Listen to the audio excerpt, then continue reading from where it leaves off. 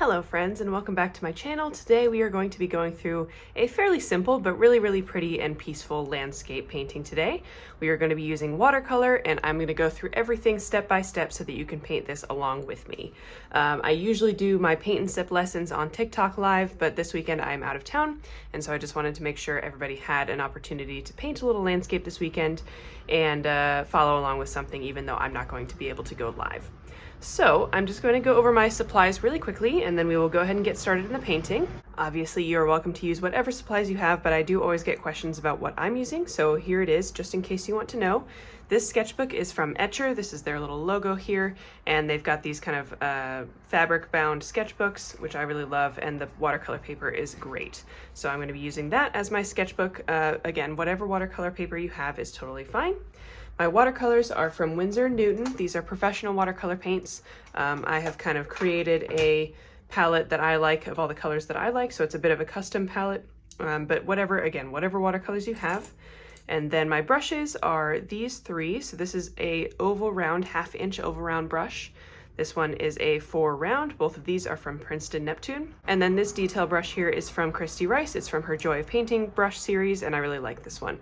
All of my materials are linked down below, and everything that I have tried before is in my Amazon storefront, which is also linked in the description. So if you have any need or desire to see what materials that I like or what I would recommend for all different price points, feel free to check that out. I've also got my paper taped down here. I usually use just masking tape from Blick, which is an art supply store. Again, whatever you'd like to do to tape down your paper, that is up to you. And then I've just got a pencil. And we also have a reference photo for today, which you should find in the description of this video. So feel free to bring that up. It is from the website called Unsplash. They do royalty-free photos, so that's where I get a lot of the reference photos that I don't have myself. So feel free to use that. It is free to use. And we are going to go ahead and get started. So the first thing that we need to do is do our sketch. So I'm going to figure out where our horizon line is, and according to the reference photo, it's just a little bit above halfway up the paper. So I'm just going to do a rough line. Next, we need to start adding in those kind of different areas of grass that are kind of overlapping the water. So the furthest section I can see is kind of right here. So I'll just do kind of horizontal line there, and then I've got kind of a one there, and I'm going to draw the reflection in there too. So there's the horizon line. So that's the sort of section of grass, and then that's its reflection there. And then we've got another one kind of bigger in the foreground here. And then that gets reflected down here like that. And then we can draw the horizon line on that guy too. Okay, so you can kind of see we're building this landscape here. I might actually extend this one a little bit forward.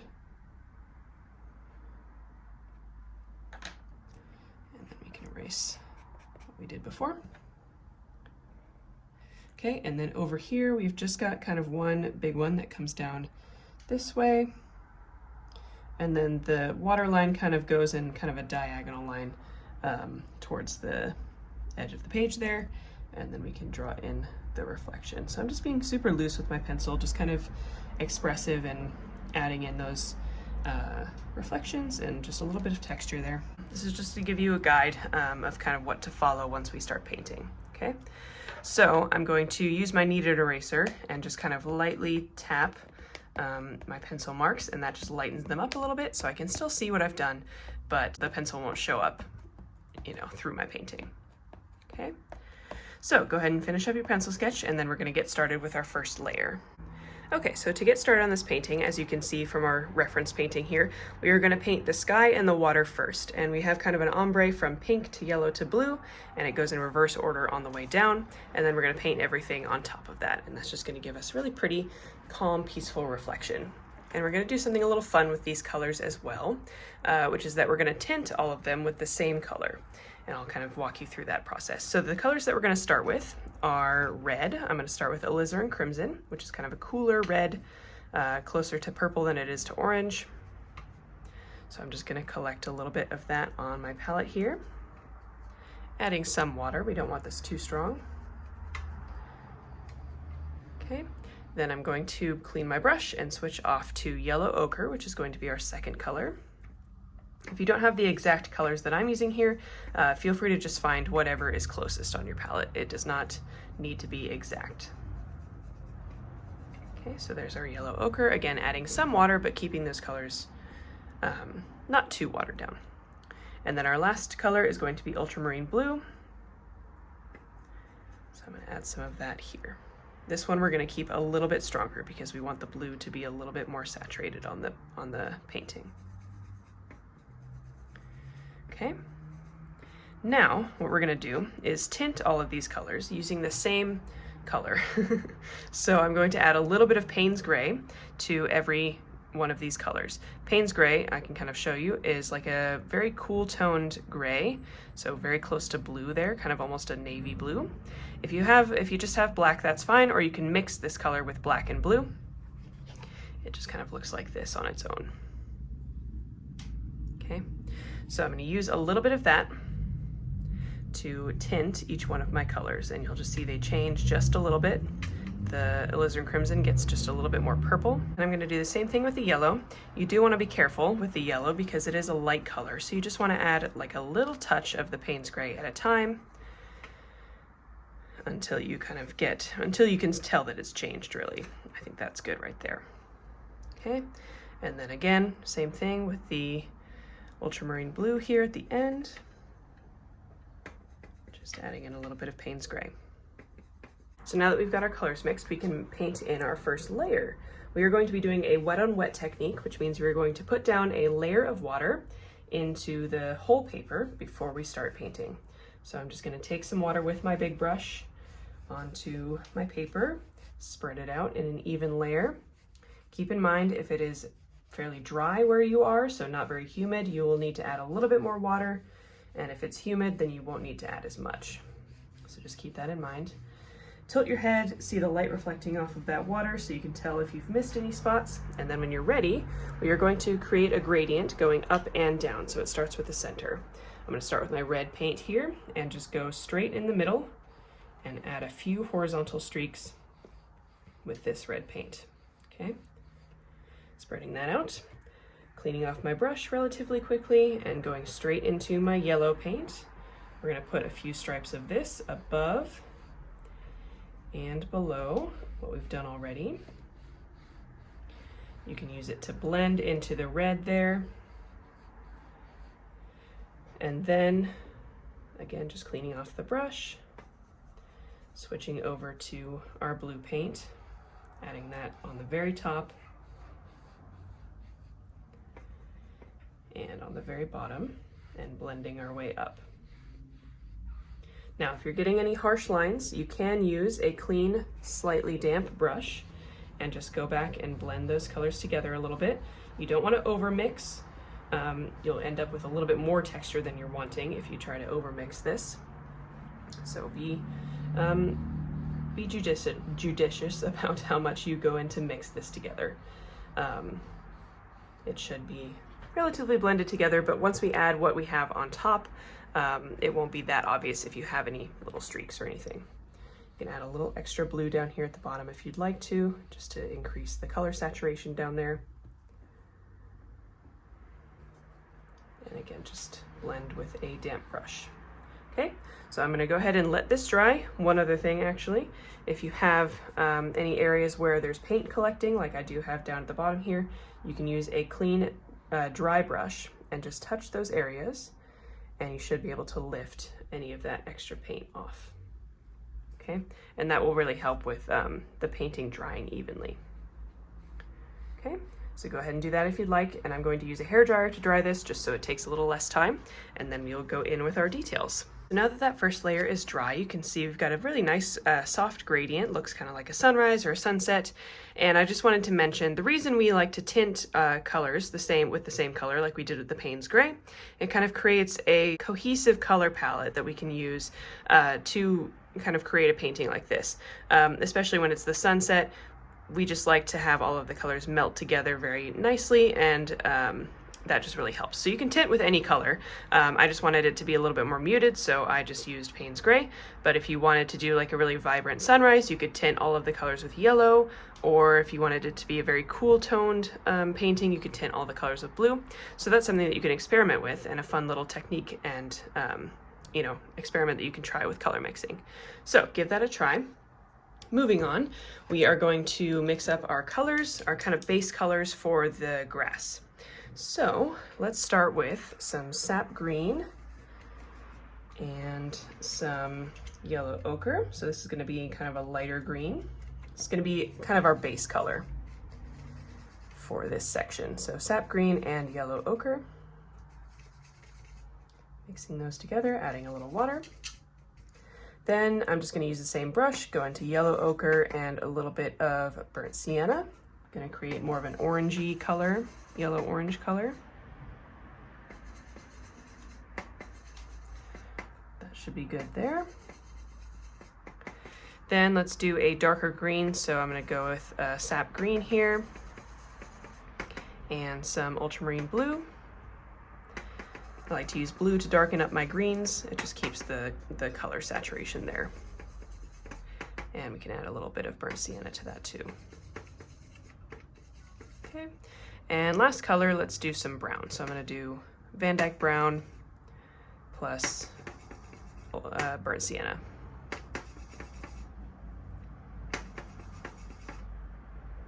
Okay, there we go. Those are our colors. Those are just going to be the base colors, and then we're going to add some stuff on top. All right, so I'm using my smaller brush, my 4 round now, and we're just going to start filling in all of the top halves of these grass sections. So we're not filling in the reflection yet. We're just going to start from the horizon line, work our way down, and try and just fill in the top section. I can still kind of see my pencil lines. It might not be very clear on the screen there, but you'll be able to see it now when I start painting. So I'm starting with our regular green, kind of our base green, and I'm just going to create kind of an interesting horizon line in the back here. So not a straight across line. I'm trying to add a little bit of elevation change and just make it a little bit more interesting back there. Okay, I'm going to bring that color down a little bit, and then when I'm ready, we can start just kind of adding in those other colors, like the yellow that we mixed earlier. Let's see, I think our little horizon line is right like here, so I'll just keep that in mind. So adding in that yellow, we can also add in a little bit of that darker green underneath that, maybe. Add in a little section of that, and then just go back to the light green, keep working. Bring it all the way down here.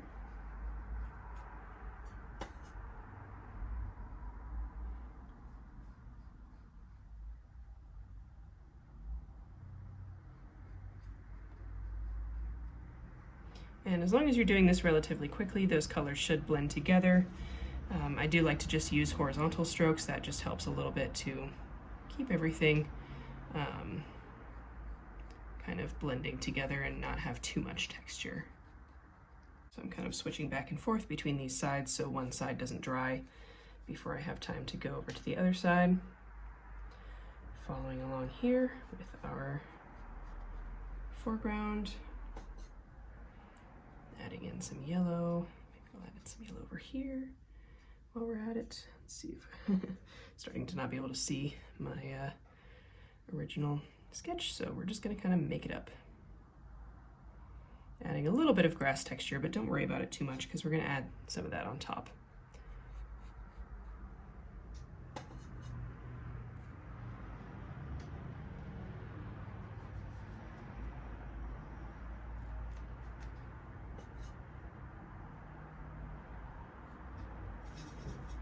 And then over here, I'm just going to start adding a little bit of brown down here. If you've already started working in the brown, that's perfect.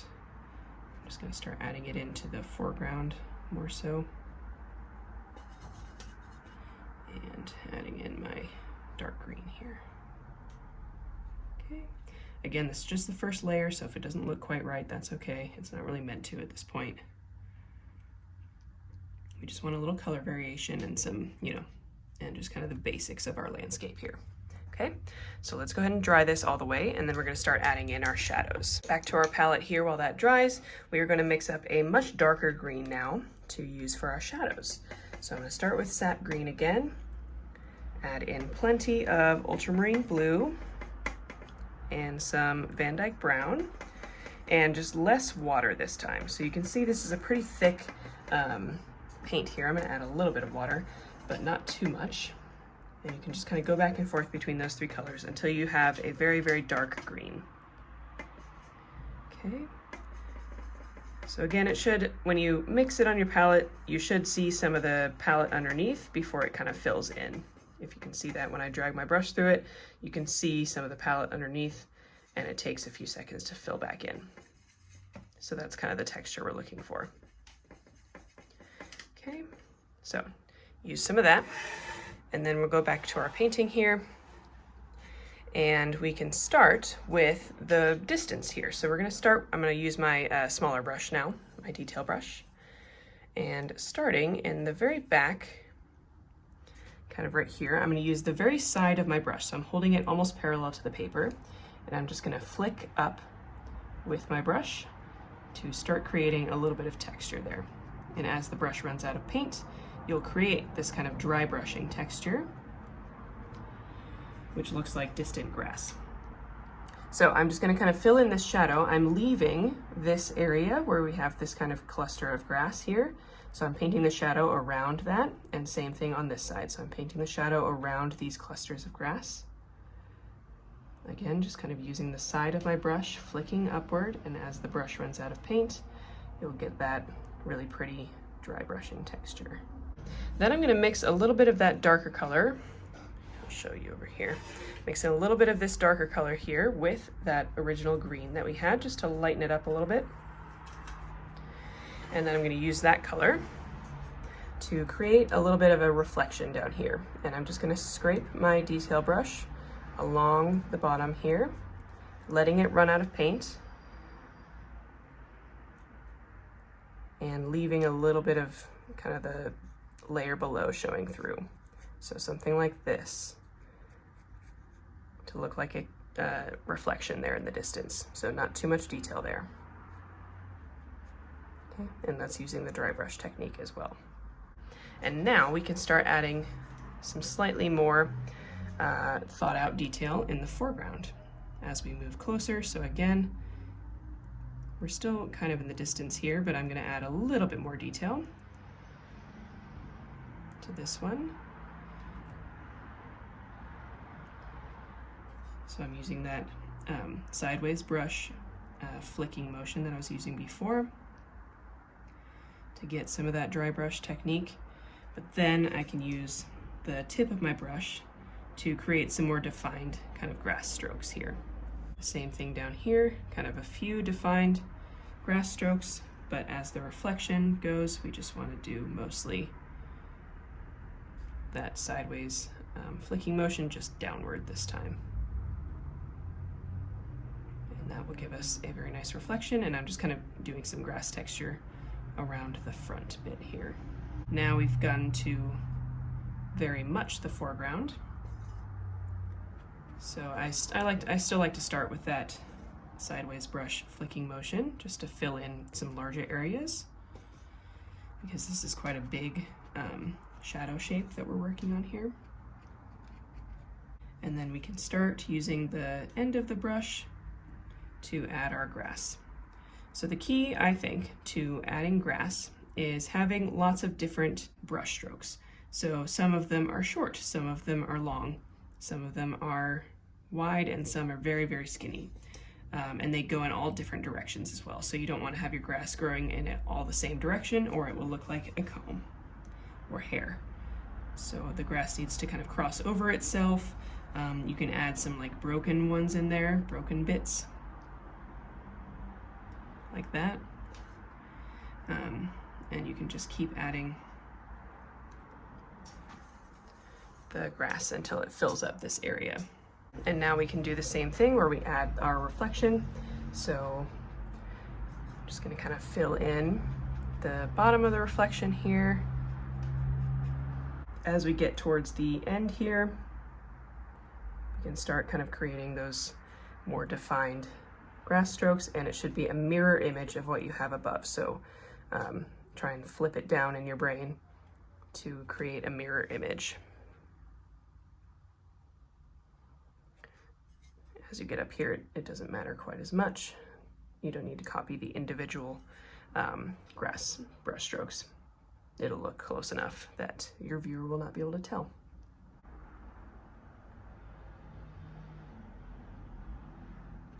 Feel free to keep going over this section with that same dark green until you get the saturation that you're looking for, the value, I should say. We just want this reflection to be very dark, very dramatic. So once you feel good about that, we can move on to the other side. We're doing very similar thing. I believe up here I started kind of with more my brown color. So same color that we used in that first layer. And I just added a little bit of texture here. Again, using the side of my brush, just to kind of create more of like a dirt section there before we start with the grass. I felt like I could kind of see that in the reference photo. And then we can go over to our dark green and start adding in the grass shadows.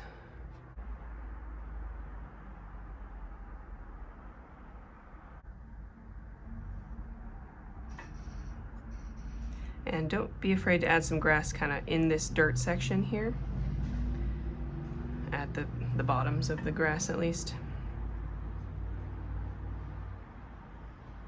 And then we can start adding in the reflection. So we need to do the same thing. Remember, we have the mirror image of what's above. So I'm just going to mix a little bit more of that brown color that we had and use that to start creating the reflection.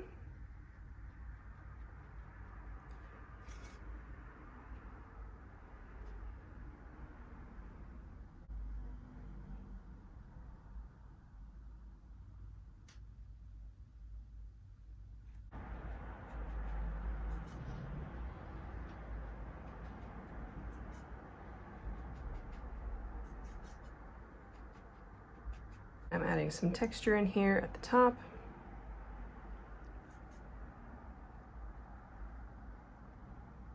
So we've kind of added our basic detail and reflection in here. So now we're gonna add in kind of the details that are gonna bring this to life. So I've still got the same colors that I used in the first kind of layer of this, the greens and the browns. And we are going to use those and start adding just a little bit more texture to the background here. So I'm again using the side of my brush, using that flicking motion, and this will just start adding a little bit of texture back there. You can just kind of switch between all of those colors that we mixed originally as you want to. And then I do want you to start adding in some of this darker green in here too, just to create some extra little shadows and you know, kind of contours in this grassy area. So don't be afraid, add a little bit more, you know, dark color in there just to spice things up a little bit.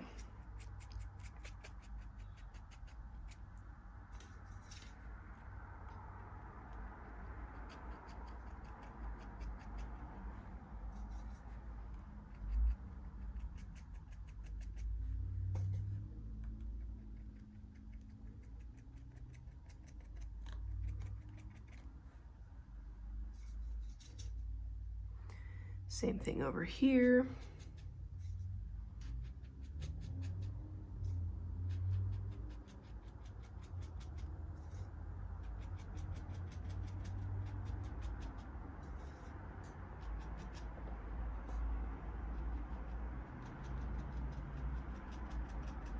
And I find that just the faster you do this and the more reckless you are with it, I feel like the better it kind of turns out. If you're really careful about it and you know, you kind of shy away from it a little bit, I feel like your painting can sense your fear. So you want to make sure you just have no fear when it comes to going in here, because you can always redo it. It's unlikely that you'll make a mistake that is completely catastrophic to your painting at this point. So don't feel like you need to be super careful about this. I feel like the more kind of loose and rough this texture is, the more realistic your painting ends up looking.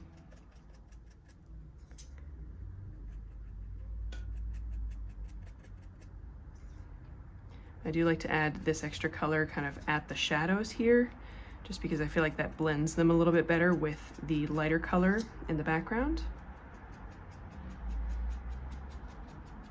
So something like that. You can also add a little bit of that lighter color in the reflection here. Just a little bit of, like, below that grass that we added in there.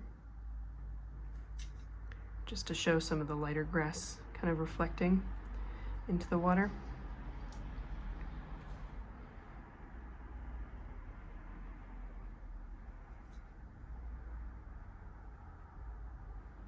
That's an option for you.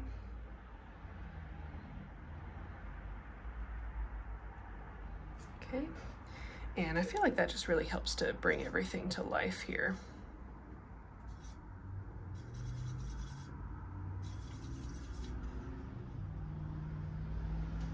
We can go back to using the point of the brush and adding a little bit more detail if you feel like you need a little bit more of that grass detail, either with that really dark shadow color or with a lighter green color.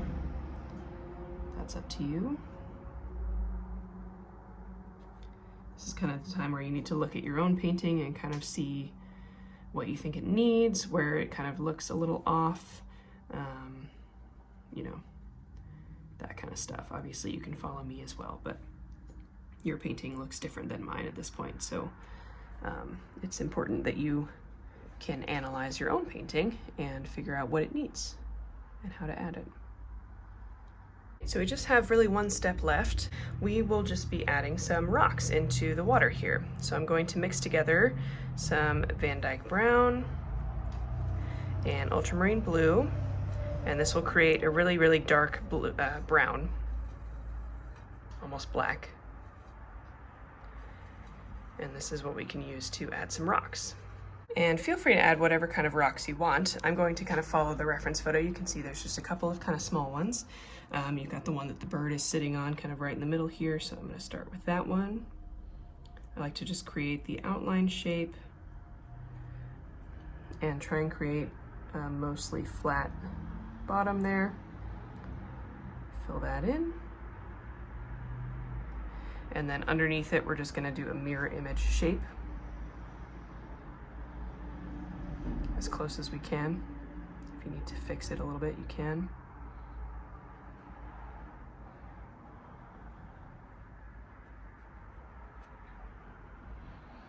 I don't think that was quite right. Edit this one a little bit. You can see I'm leaving just like the tiniest sliver of, you know, the color underneath to show where that line is, where the reflection starts. You don't really see that in the reference photo, but it really helps in paintings to do that, just because it makes it more clear what it is. Otherwise it just kind of looks like a round rock. Okay, so let's do another one right here.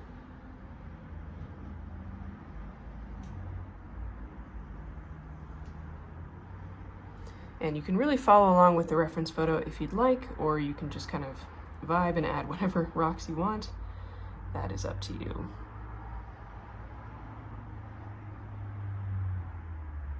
I kind of do a mix of both.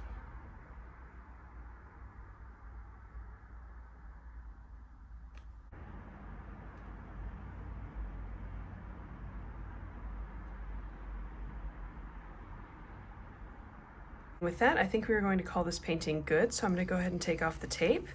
I hope you enjoyed this little landscape lesson. Again, sorry I couldn't do my usual TikTok live today, but I hope this was helpful, and I hope you were able to give this a try and spend a little time painting this weekend, or whenever you're finding this video. As I'm doing this, I do just want to remind you, it is super helpful if you follow me, subscribe on YouTube, and leave a like and a comment and all that kind of stuff. I am trying to grow my YouTube channel a little bit more, so all your support on here really helps.